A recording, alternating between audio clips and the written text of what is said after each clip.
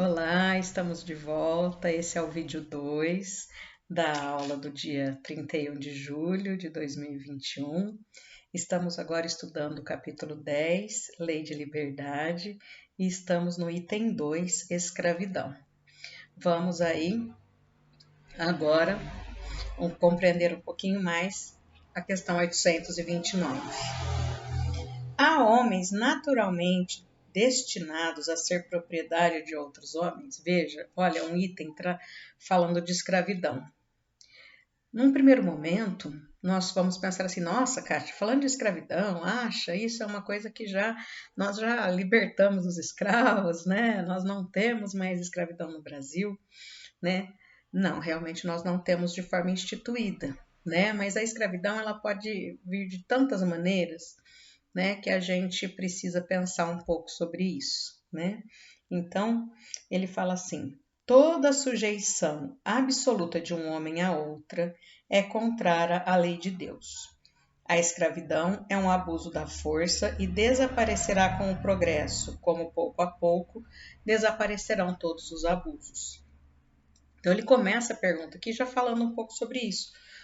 Toda sujeição absoluta, toda. Não é uma questão de eu estou colocando uma pessoa para trabalhar e não faço pagamento dela. Então, toda vez que eu vou sujeitar uma pessoa à vontade absoluta de outra, isso é uma forma de escravidão. E ele é muito claro, categórico. Isso vai desaparecer com o nosso progresso, né? Assim como todos os abusos. Por quê? Porque vamos compreender melhor essas questões, né? E aí ele tem um comentáriozinho. A lei humana que estabelece a escravidão é uma lei contra a natureza, pois assemelha o homem ao bruto e o degrada moral e fisicamente. Né? Então, mais nada a dizer, né? Questão 830. Quando a escravidão pertence aos costumes de um povo, são repreensíveis os que a praticam, nada mais fazendo do que seguir um uso que lhes parece natural? Gente, dessa vez eu tô trazendo só cacetadinhos para vocês. O mal é sempre o mal.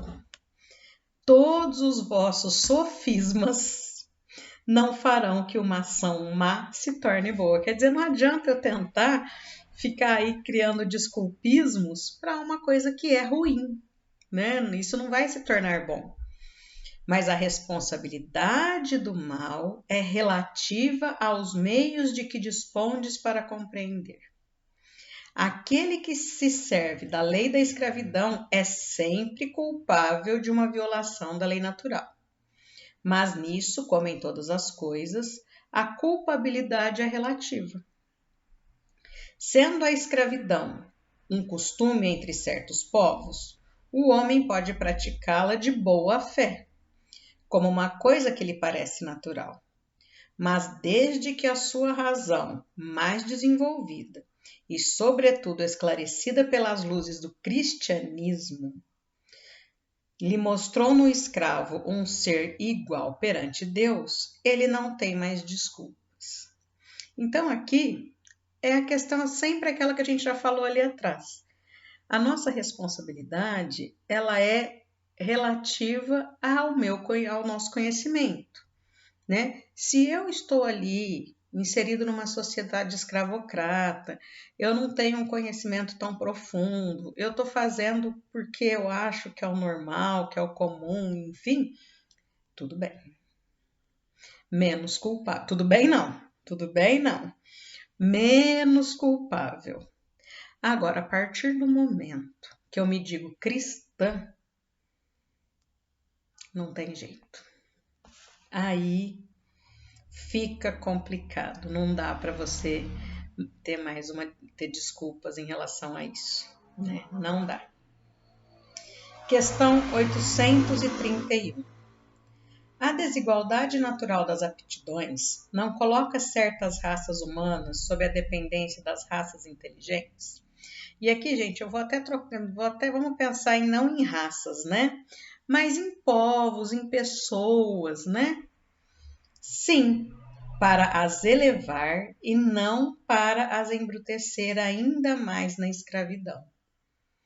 Os homens têm considerado há muito certas raças humanas como animais domesticáveis, munidos de braços e de mãos, e se julgaram no direito de vender os seus membros como bestas de carga.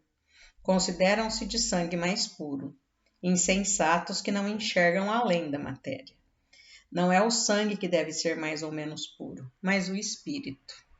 Então, olha só, se nós temos conhecimento, qual é a nossa responsabilidade?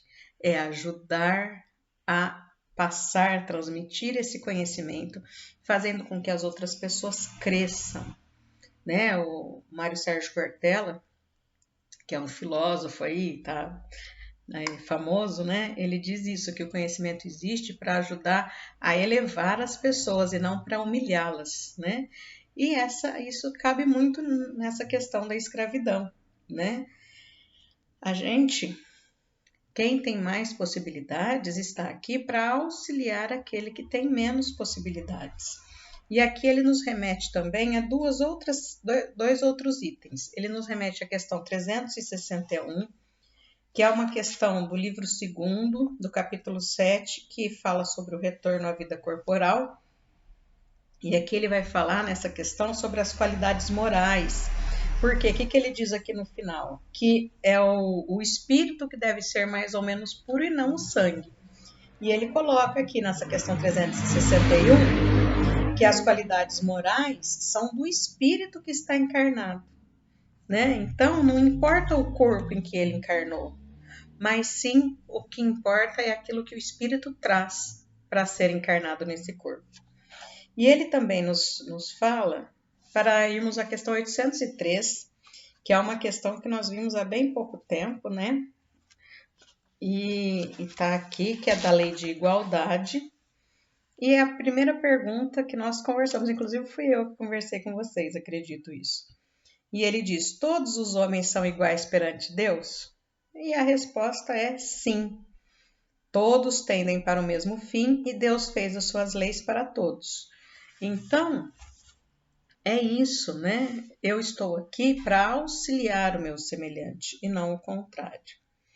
Há homens que tratam os seus escravos com humanidade, que nada lhes deixam faltar e pensam que a liberdade os exporia a mais privações. Que dizer disso? Digo que compreendem melhor os seus interesses. Eles têm também muito cuidado com os seus bois e seus cavalos, a fim de tirarem mais proveito no mercado. Não são culpados como os que os maltratam, mas nem por isso deixam de usá-los como mercadorias, privando-os do direito de se pertencerem a si mesmos. Então, veja, não é porque tratou bem que não tem culpa, né? É menos culpado do que o que tratou mal, com certeza.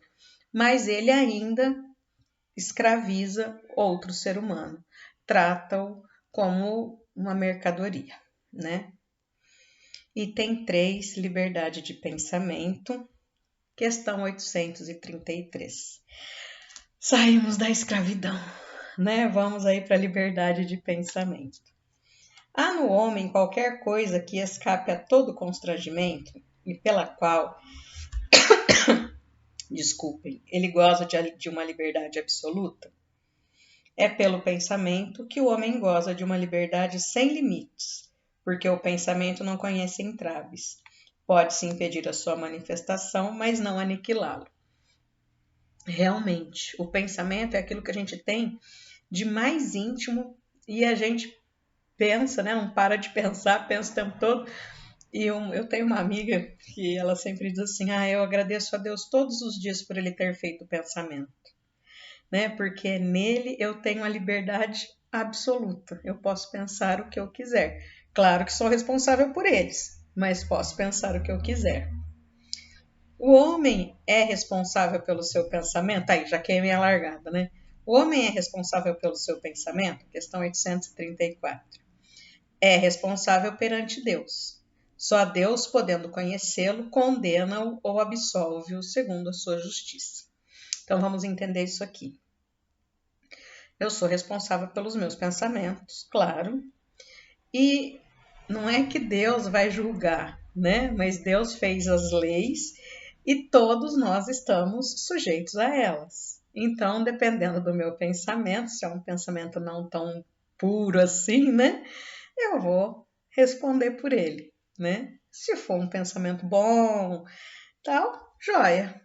Agora, se for aqueles que de vez em quando aparecem na nossa cabeça aí, né? Esses a gente tem que tomar cuidado, tá bom? Encerramos aqui o vídeo 2, nos vemos daqui a pouquinho. Até já!